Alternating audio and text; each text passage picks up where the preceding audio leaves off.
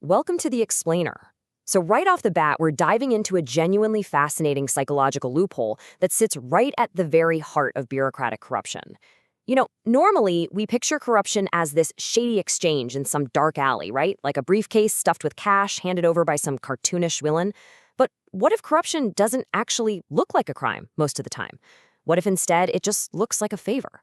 What if it sounds like a perfectly reasonable, maybe even helpful solution to a really frustrating problem? We're going to explore how everyday language and psychological framing can actually make otherwise totally upstanding public officials completely blind to their own misdeeds. They literally mask illegal actions behind this veil of good intentions and administrative efficiency. So I want you to put yourself in a public official's shoes for a second.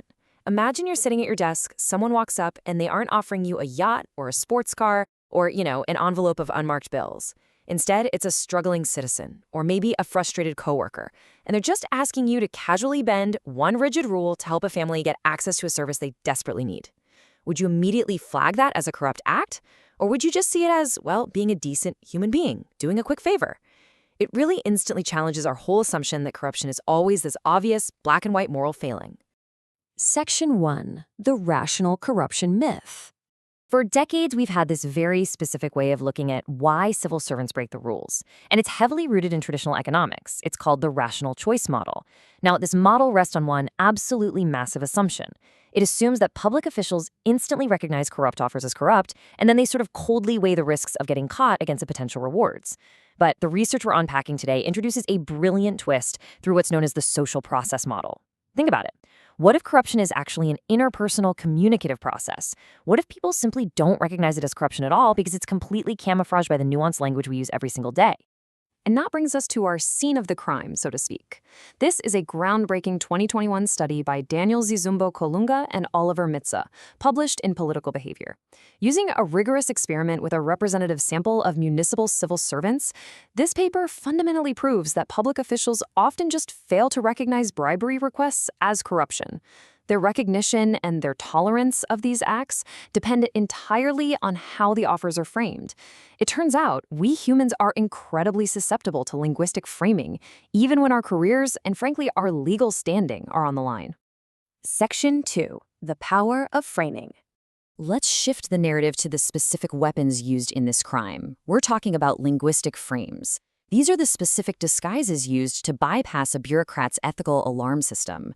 Bribery requests are just way less likely to be recognized as corruption when they're presented under certain pro-social or institutional justifications. The first disguise is what researchers call a pro-social frame, specifically redistribution. Imagine framing the illegal dodging of rules not as a crime, but as this noble Robin Hood-style attempt to reduce inequalities. You aren't breaking protocol, you're fixing an unfair system to help disadvantaged people. This frame makes rule-breaking feel like you're pursuing profound fairness. It deliberately targets the bureaucrat's sense of empathy and justice. Next up, we have the institutional flexibility frame. Look, civil servants often see red tape as the ultimate enemy of progress. Honestly, anyone who's ever worked in a large organization can probably relate to that frustration, right?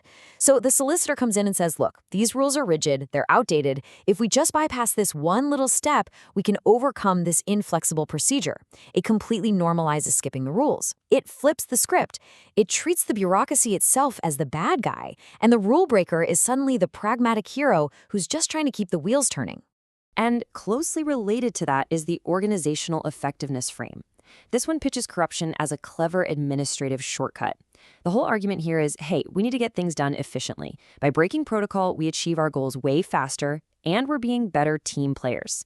In this specific frame, the people who actually follow the rules, they're viewed as nuisances who just slow down progress. By appealing to a worker's natural desire to be seen as highly competent and highly effective, the solicitor completely masks the underlying illegality of the request. Section 3. The Municipal Experiment. Okay, so theory is great, but let's take this straight to the laboratory and see how these cognitive illusions hold up in the real world, tested on real bureaucrats. The researchers set up this phenomenal experiment. They took a representative sample of 630 civil servants working across 4 different departments in a large urban municipality in Mexico. They presented these officials with vignettes, basically hypothetical scenarios that involved clear, strictly illegal acts, stuff that carries real jail time. But here's the trick. They randomly swapped out the words used to justify the illegal act in the scenarios. They wanted to test whether the frame alone could successfully manipulate the official's internal ethical compass. The crucial finding here, it completely shatters that rational choice myth we talked about earlier. When there was no frame at all, just the baseline control scenario, officials showed very, very low tolerance for the illegal act. They knew it was wrong, they recognized the legal danger. But look at what happens when the linguistic camouflage is applied. While claiming an act was simply harmless, which they called the Pareto efficiency frame, didn't actually do much, framing that exact same illegal act as promoting redistribution, institutional flexibility, or organizational effectiveness significantly attenuated their negative views. The officials were far more likely to tolerate the illegal act simply because of the vocabulary used by the solicitor. It's wild. Now, this illustrates a really fascinating quirk of the bureaucratic mind. It turns out that institutional frames, like bypassing red tape for flexibility or breaking protocol to improve organizational effectiveness, actually had a stronger, much more consistent effect on a bureaucrat's willingness to misbehave than those pro-social Robin Hood-style appeals. Put simply, bureaucrats deal with the friction of bad systems all day long. Because of that, they're actually more tempted to break the law just to fix a broken, annoying workflow than they are to, say, save the world. I really want you to take a second to absorb this statistic straight from the study. Framing increases corruption tolerance by between 40% and 70% in respondents' acceptance of corrupt acts. Guys, that is a staggering jump in compliance for actions that are entirely against the law. It really drives home exactly how powerfully these linguistic disguises can normalize behavior that is strictly illegal. The act itself didn't change at all, literally. Only the words used to describe it changed. Section 4, the bribe trade-off. But wait, there is a massive twist to this explainer. What happens when the person asking for the favor explicitly offers a cash bribe or a reciprocal favor in return? The exact moment a direct monetary offer is injected into the scenario, the perception of how justifiable the act is drops by up to 4.6 percentage points. Now, okay, that might sound like a pretty small number on the surface, but on the highly constrained scales they used in this behavioral study, it represents a stark, immediate rejection of the act. The cognitive camouflage instantly falls apart. The researchers actually call this the spoiling effect. When an explicit quid pro quo, an economic transaction like cash or a promised favor, is introduced, it acts like a blaring, flashing alarm bell going off in the bureaucrat's brain. It totally shatters the psychological illusion created by the frame. Suddenly, it's no longer about organizational flexibility or noble redistribution. Now, it is just a bribe. The explicit offer forces that rational choice model to finally kick in, prompting the official to properly evaluate the immense risks of going to jail. So, to summarize this incredibly fascinating trade-off, a solicitor can definitely try to sweeten the deal by offering a bribe, but doing so actively destroys their linguistic camouflage. The bribe makes the invisible, framed corruption highly visible again. It immediately alerts the official to the fact that, hey, they are participating in a crime, instantly overriding all those nice words about teamwork, fixing red tape, or helping the poor. Section 5. Fixing the blind spot. Of course, understanding this psychology is really only half the battle, right? We have to apply these real-world takeaways.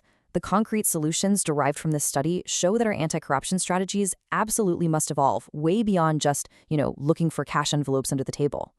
First, we have to train officials to recognize framed requests. They need to know that a plea for flexibility might actually be a dangerous solicitation for corruption. Second, we've got to reduce the rigid red tape itself. If the system actually works efficiently, the temptation to use organizational effectiveness as an excuse to break the law completely disappears. And finally, we need to provide legal, transparent mechanisms for citizens to actually request help within the system so they don't feel forced to rely on back-channel favors in the first place. I want to leave you with this lingering thought today. We've just seen how easily highly trained public officials can be completely manipulated by words. But look, this isn't just about bureaucrats sitting in some government office. If language can camouflage corruption so effectively, what everyday ethical boundaries are you crossing in your own life or in your own workplace just because of how they're framed to you? Take a moment to really think about the shortcuts you take on a daily basis. Are they really true efficiencies, or are they just well-framed misbehaviors? Thanks so much for joining me on this explainer, and keep questioning the frames around you.